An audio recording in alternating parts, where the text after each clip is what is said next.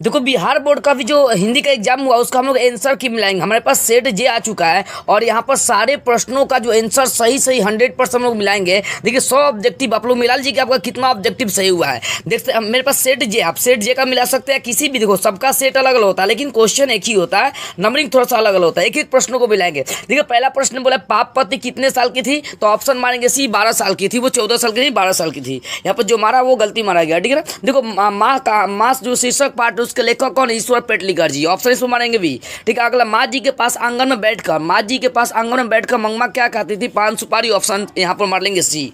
अगला प्रश्न देखते हैं कि अरे कहावत दवा करने से तो मसान भी जगता है, यह कथन किनका था, तो यह कथन नजमा का है, माँ जी का नहीं है। यहाँ पर ऑप्शन मारेंगे सी। अगला रसूलन बाई कौन थी, तो एक गायिका थी, ऑप्शन मार लेंगे सी, ठीक है। आगे सब मिलाते चले, एकदम लाइन से मिलाते चलेंगे हम लोग। देखो 6वां प्रश्न बोले यतीन्द्र मिश्र ने गीतकार गुलजार जुलाहे को, मतलब गीतकार गुलजार की कविताओं का संपादन किस नाम से, तो यार जुलाहे के नाम से किया था। आगे बोले बहुजन पत्रिका का संपादक कौन थे, ध्यान दीजिए प्रश्न बोल रहे हैं यहाँ पर 7 नंबर की, बहुजन पत्रिका उसके संपादन कौन थे। ऑप्शन आपके पास हजारी प्रसाद द्विवेदी, अशोक वाजपेयी, अमरकांत, यतीन्द्र मिश्र, तो ऑप्शन मारेंगे यतीन्द्र मिश्र, ठीक है ना। आगे देखते हैं सहरब्बी संभावना किनकी रचना है, तो सहरब्बी संभावना है ये आपका सहरब्बी संभावना अशोक वाजपेयी की रचना, ऑप्शन सी मानेंगे। निम्नलिखित में किस बोला कि निम्नलिखित में किस की विद्या निबंध, इसमें कौन निबंध है, तो इसमें आपका नाखून क्यों बढ़ते निबंध है, और सब आपका कहानी और कविता है।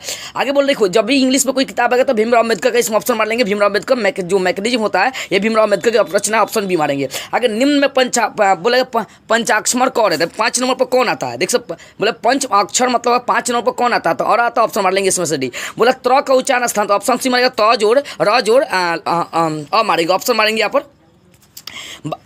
12 का जो आंसर हो जाएगा आपका सी हो जाएगा। आगे देखते हैं 13 नंबर बोला है कि दीर्घ स्वर कौन है, ये बताना है कि दीर्घ स्वर कौन है। 13 नंबर देखते हैं बोला कि दीर्घ स्वर निम्न में कौन है, तो दीर्घ स्वर कौन है, इसमें बड़ी ई जो है ना दीर्घ स्वर है। बड़ा ऊ का उच्चारण स्थान क्या, बड़ा ऊ का उच्चारण स्थान मारेंगे यहाँ पर तालु मारेंगे, ऑप्शन मार लेंगे भी, ठीक है। वो आगे देखते हैं बोले कि निम्न में उसमें व्यंजन कौन है, उसमें व्यंजन तो पेटकटवा, सो ऑप्शन सी मार लेंगे। आगे बोले जप्पू जी किनकी रचना है, तो गुरु नानक की रचना, ऑप्शन सी मारेंगे। रसखान किस स्वयं में प्रसिद्ध थे, मतलब किस छंद में प्रसिद्ध थे स्वयं, ऑप्शन आप यहाँ पर मार लेंगे ए।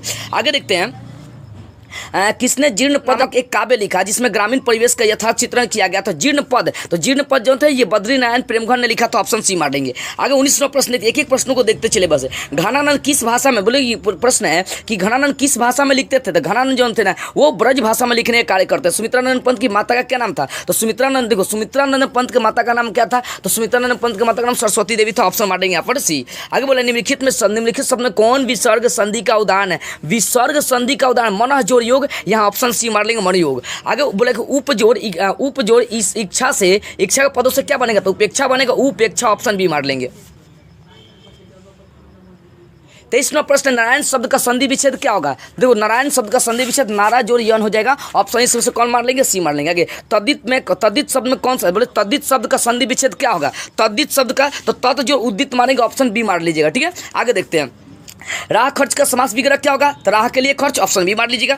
आगे प्रश्न मिलाते चलिए, बस लाइन से मिलाते चलिए। आगे 26वां प्रश्न बोला शरणागत में कौन, शरणागत में तत्पुरुष मारिएगा, तत्पुरुष समास, तत्पुरुष शरणागत में कौन सा समास है, तो संबंध तत्पुरुष करण तत्पुरुष, तो शरणागत शरण किसको संबंध, ऑप्शन भी मारेंगे। समक्ष में कौन सा, समक्ष में कौन सा, देखो समक्ष में तत्पुरुष मारेंगे, ऑप्शन ए हो जाएगा।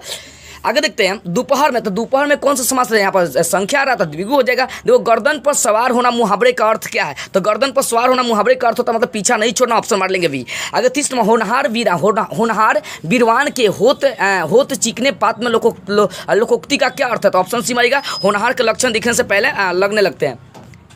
आगे 31 नंबर बोला कि यह घर नवीन है, यह किस विशेषण का उदाहरण है, तो ये सार्वनामिक विशेषण है, यह घर नवीन है, सार्वनामिक हो जाएगा, ऑप्शन बी हो जाएगा।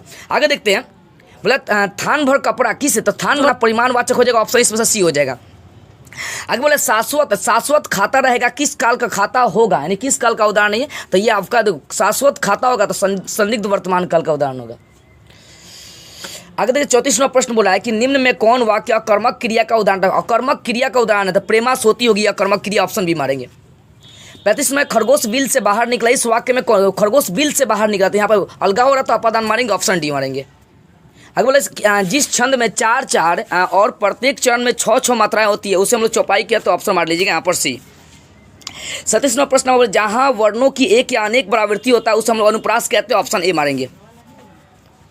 38वां प्रश्न देखिए किसे हम वर्गीय व्यंजन भी कहते हैं। तो देखो किसे हम वर्गीय व्यंजन कहते हैं, वर्गीय व्यंजन हम लोग देखो किसे हम वर्गीय व्यंजन कहते हैं, तो किसे हम, तो उसमें व्यंजन को मारेंगे, ऑप्शन सी मार लेंगे। आगे बोले निम्न में कौन अल्प प्राण है, अल्प प्राण आपका ब हो जाएगा, ऑप्शन मार लेंगे इसमें से बी। निम्न में कौन महाप्राण है, देखो महाप्राण तो ध, इसमें आप ऑप्शन सी मार लेंगे महाप्राण।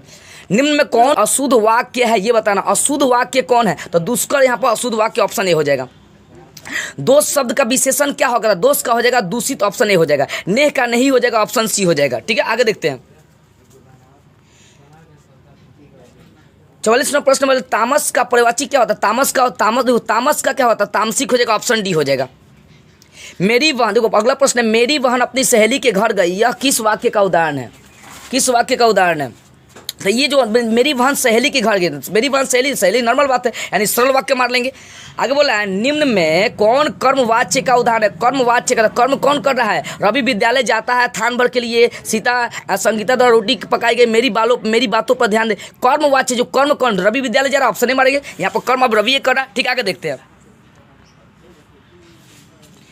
47वां प्रश्न आपका है कि पर्याप्त में कौन सा समास उपसर्ग है, तो पर्याप्त में परी हो जाएगा आपका। आघात में कौन सा उपसर्ग है, तो आ है, आपका ऑप्शन बी मार लेंगे। ठीक है, आगे देखते हैं 49वां प्रश्न, कुपात्र में कौन सा उपसर्ग है, तो कु उपसर्ग, ऑप्शन डी मारेंगे। लुटिया में आपका ईया हो जाएगा, छोटी मतलब ईया, ऑप्शन इसमें से आपका बी हो जाएगा।